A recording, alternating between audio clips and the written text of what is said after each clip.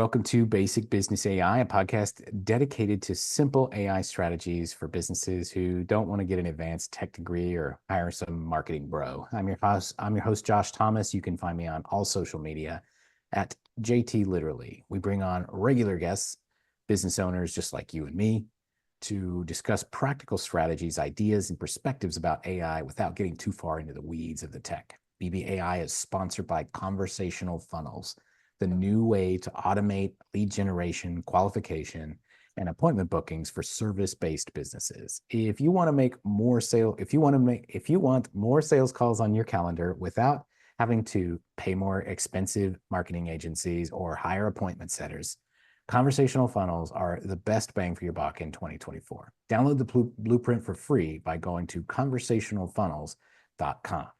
Today's guest is Francisco Santander, economist, husband, father of 3 great human beings, martial artist, Okinawan karate and kobudo, and Chinese tai chi and qigong for health.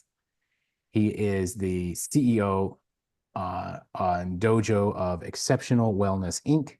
and delivering wellness through W and MA programs and lifelong tools for lifelong challenges. Francisco, welcome to Basic Business AI. And your perspective, how is AI reshaping the future of your industry? First, thank you for having me. And just to give you a quick clarification, the WMA stands for Wellness and Martial Arts. And to jump right into your question, AI, I'm an individual who works as an entrepreneur in a nonprofit.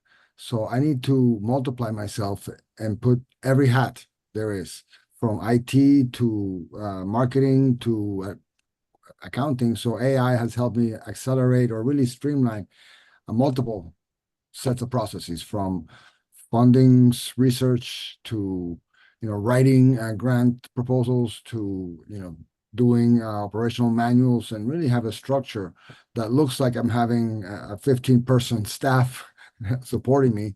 But no, it's just simply figuring out which aspects of artificial intelligence can be properly applied to my little area, my little tasks. But there's so many things. I'm still working on figuring out one area that we do. And that is amazing to figure out if it could, which is we do special needs martial arts, and that addresses autism. And one of the things we do, we measure, we extract data, because we film every class. But AI could analyze the film and extract some of the data that takes incredible amounts of hours to really analyze how long do these kids meditate. And how do we know we meditate when they can keep their eyes closed and maintain them closed, so you can tell how their distraction is going. When they stop meditating, you can measure. And then you can track how their exposure to meditation can help them self-regulate. Exposure to meditation is an amazing thing. Instead of taking Tylenol every 2 days because your back hurts, meditate, relax, get good posture. And those things are more analgesic than anything else, because it targets your metabolism. And that's the cure for most things. Your body don't know what to do. So these are the kind of things that we look to do and hopefully learn how to apply them to our business. It's fascinating that you say that, because just a few days ago, I was talking with a gentleman who sells franchises, and he sells cookie franchises. It's called Dirty Dough. Has nothing to do with martial arts, but he was saying the exact same thing as you, just in a different way, about how to use AI to put cameras in his stores and analyze how long did it take for our employee to greet the customer when they walked in. And the camera is right over the counter, and so did they get the icing all the way to the edge of the cookie? Absolutely. And the AI can just gather all of that data and produce an objective report that has nothing to do with how I feel or what mood I'm in. And it just says, here are the KPIs and here's how you performed. And so it's just really interesting to see that idea applied in such a completely opposite way. Because it must, in a sense, when you look at it, no matter how abstract your entrepreneurship may be, you must apply a process. You must apply KPIs in order to figure out, is it working? Or is it not working? Or is it just me and my pipe dream? So in that sense, it's very, very important for people to realize, look, you cannot burn your retirement funds on a pipe dream if the pipe dream is really not working.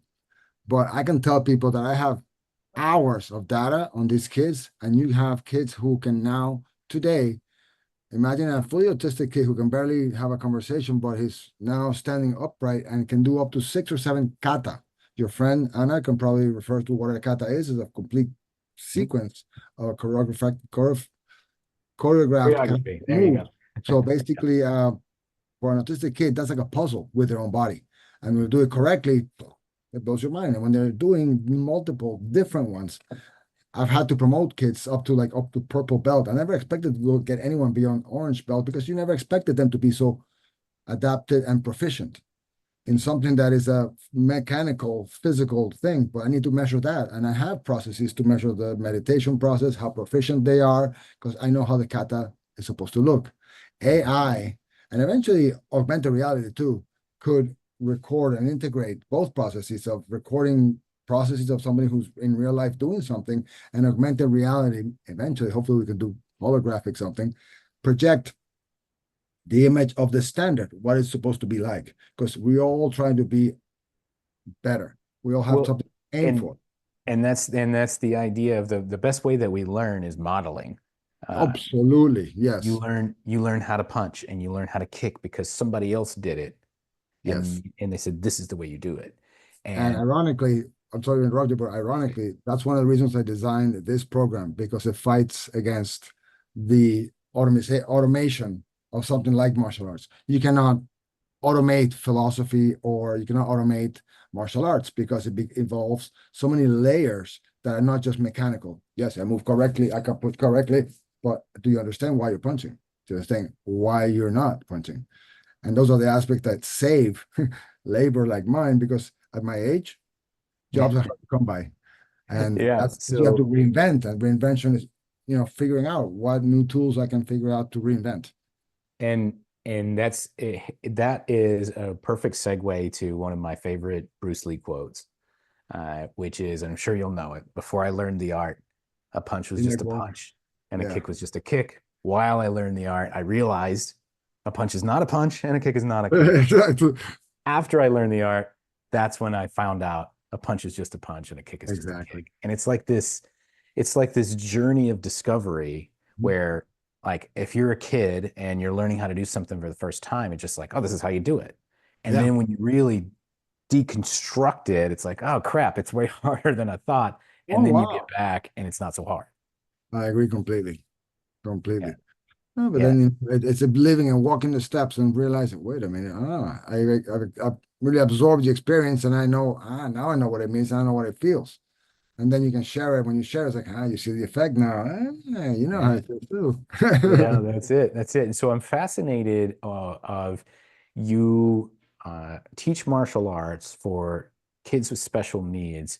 What have you found has been, I'm going to ask you the most rewarding part of that and the most frustrating part of that. And you can answer that in any order you Sure. want. Oh, no, no. Like every aspect of most things, yin and yang, right? The most rewarding part is you got to look at the improvement in quality of life of the kids, the brothers, the sisters, the mothers, the parents, the community, the friends, the schools where I teach, because I don't have a location.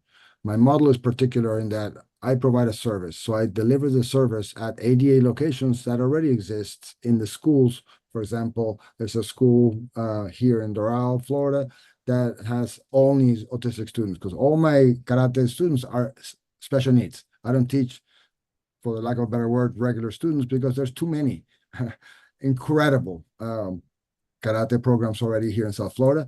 So, but there's not enough, which is one of the aspects of what I'm trying to address, the embedded injustice, direct or indirect, that's irrelevant. It's an injustice to people with special needs. So I don't have enough services. So I go to these places and I also contract with cities. I have contracts with the city of Doral, Hialeah, Miami Lakes, and they have community centers that what is the return on their assets? I have no idea, but do they know? Do they have enough programs to address their population in their community? And now in their special needs advisory boards or parks and recreation centers, we are partners and I become a vendor and provide the service locally to multiple places. I provide about 20 hours a week in between Tai Chi and karate throughout Miami-Dade County. And none of those locations is the same one, except twice. Mm. So Yeah. we do a pivot table of how many people do a look at we look at do we stand in front of doing a quarter, and it's always above 1,200 to 1,500 people in Wow. individual classes that have actually attended the class and look at the class and do and participate. And that number has never been under 1,200 for the past 2 years. It's kind of like wellness is it, Mm. you Yeah, know, that's awesome. And so or tell like we used to us, say, wellness is brat. yeah, nice. And so tell us, where can somebody go to learn more if they're in the Miami area? Where can they connect with you if they have children with special needs? How can they reach out and just learn more Sure. about what you do and the Before I give impact you of that making a difference? information, let me tell you the most frustrating thing. Oh yeah, you left it out, so I didn't know if you wanted to tell it. I didn't leave it out. I kind of, I got to face those horrible things, even though they're horrible. And it is really funding because our mission is so out of the norm. We don't do music, we don't do art, we don't do a big orchestra, we don't do a big show.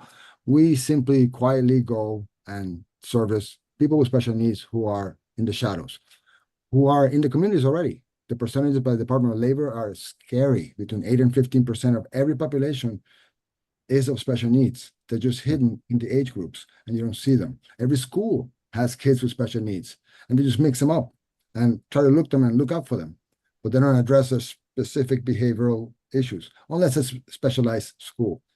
So we hope that people understand without funding, I can't go broke and do this. And people like me, I've been doing it for 7 years. I'm in debt beyond, Yeah, but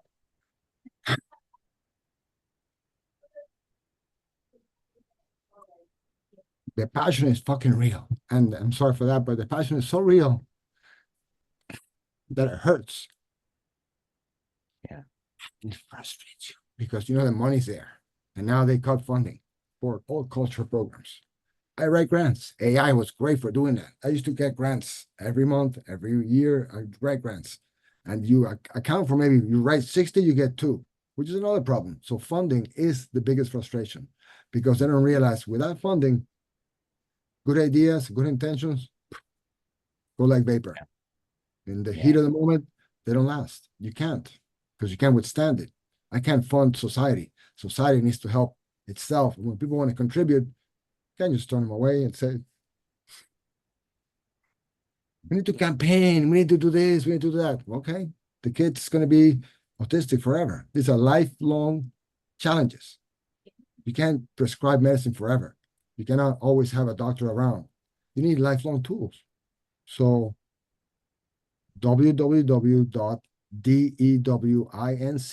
www.dewinc.org. We have information, we have connections to other programs. We have locations that we want to expand, but then depends on the politicians who assign funding to those programs and assign schedules to the locations where we can be conveniently accessible. Some of the programs we're trying to change schedules for years, but then, we get what we can because these are free rent spaces, ADA compliant spaces for their safety. So without that, the model doesn't work. So we try to work with psychologists to help us analyze the data and help us teach in an ABA appropriate way. ABA is our guiding tool as to how to teach and approach our students. We don't touch our students. We never hit them. They never hit each other. However, they all hit the teacher. It's part of the program, it's part of the philosophy of how we do it. Because yeah, if I tell you hit me in the head and you go like this, my head is not over there, my head is over here. So you yeah, need to figure out how your north is, and that it's yeah, called neuroplasty. I've learned all these new yeah. wonderful medical Right. terms, and That's we're awesome. overlapping our wellness of just fun, passionate movement into medical improvements, neurological and physiological quality of life enhancements and improvements for your everyday challenges. Yeah, that's awesome. Well, so hey, we've got dewinc.org. That's where you can go to learn more, get involved, potentially contribute, or if you're in the Miami area, stop by Come and train. Come train with yeah, us. come train. Come That's relax. right. Awesome. Hey, we're gonna wrap up from here. Thanks so much to our guest, Sensei Francisco Santander, for joining us for a practical and emotional conversation about AI and its potential for how you can motivate children with special needs and help serve them better. You can learn more about what he does and get involved by going to dewinc.org. If you run a business of any size and have some ideas or strategies around the topic of AI, we'd love to have you on a future episode as well. We interview business owners of all levels of experience and exposure to AI so we can represent all voices, especially the 90% of us who are curious about it, but not trying to be tech geniuses. You can apply for a future episode by going to basicbusinessai.com. And one more time, if you want to solve the problem of lead generation, qualification, and follow-up by automating it completely, you can download the Conversational Funnels Blueprint for free at conversationalfunnels.com. See you next time here on Basic Business AI. And by the way, if you like this episode, tell your friends.